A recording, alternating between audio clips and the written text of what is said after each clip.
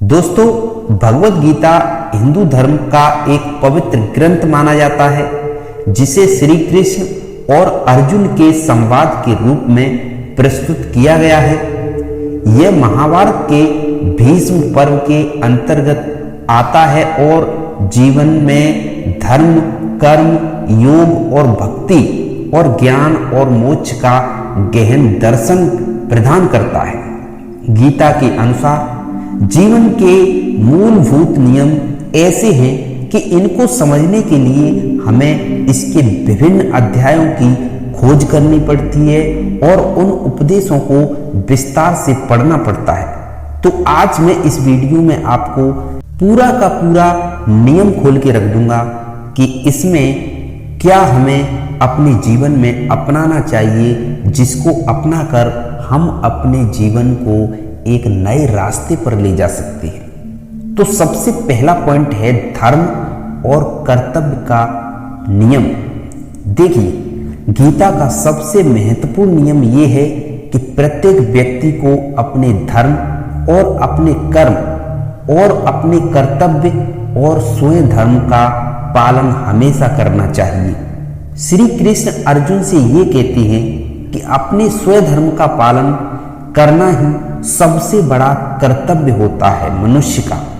दूसरा नियम ये कहता है कि कर्म का नियम, कर्म योग का नियम। गीता में कर्म योग का सिद्धांत ये सिखाता है, जिसके अनुसार हर व्यक्ति को अपने कर्म में लीन रहना चाहिए, लेकिन फल की चिंता उसको जीवन में कभी नहीं करनी चाहिए।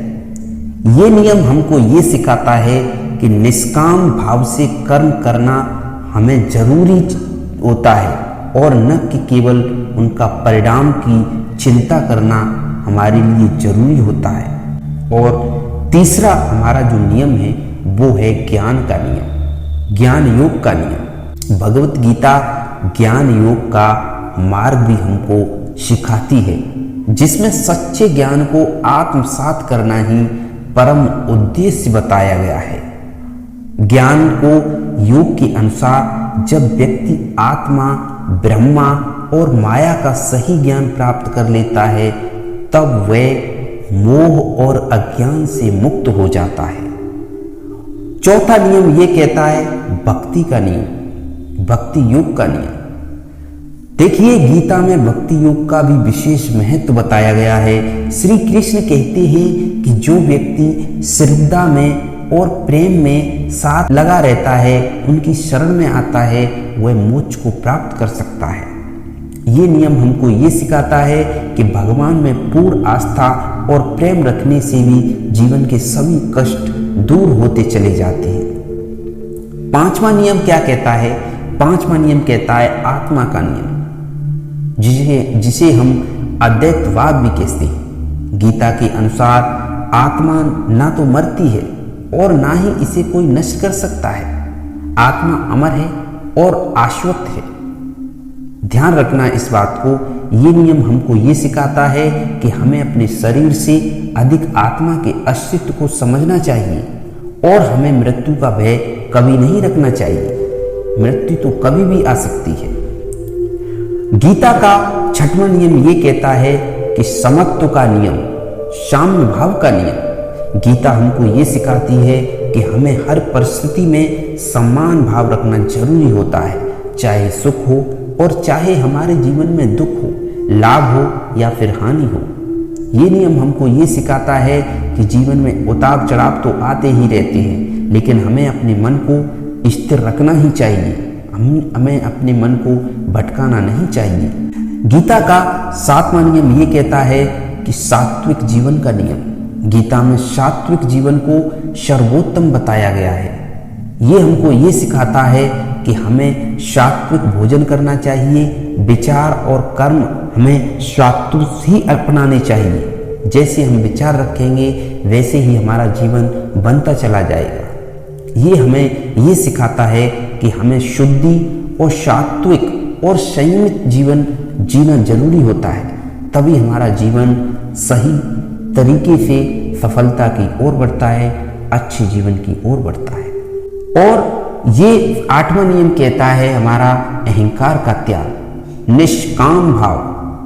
गीता में ये कहा गया है कि अहंकार मनुष्य के पतन का कारण होता है। अहंकार करना ही मनुष्य को पतन की ओर ले जाता है।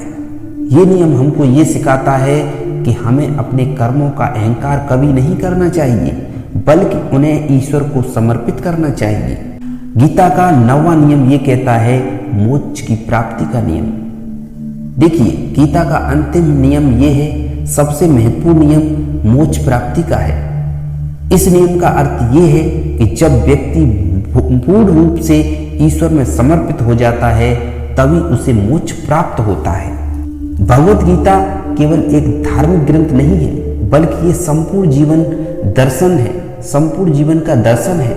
इसमें जो नियम बताया गए हैं ना, वे किसी भी व्यक्ति को आध्यात्मिक, मानसिक और नैतिक रूप से समृद्ध बना सकते हैं, अगर वो ये नियम अपना लेते हैं तो।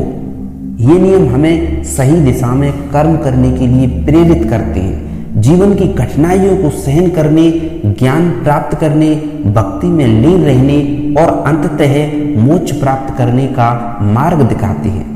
यदि हम गीता के इन नियम को अपना लेते हैं तो जीवन में कठिनाइयां दूर होती चली जाती हैं, तो निश्चित ही हमारा जीवन सुख में, शांति में और समृद्धि से भर जाता है।